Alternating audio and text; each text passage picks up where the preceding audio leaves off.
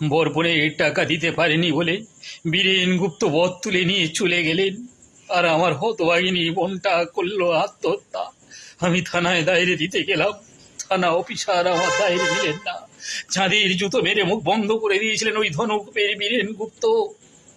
অনুতপ্ত, আপনি অনুতপ্ত অফিসার।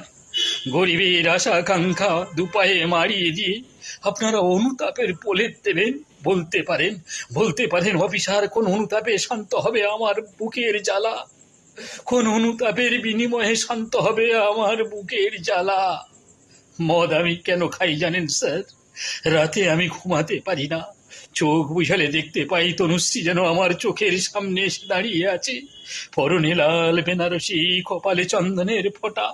তনু যেন আমার কানের কাছে এসে বলছে, দাদা আমি খুব শান্তিতে আছি রে, আমি খুব সুখে আছি।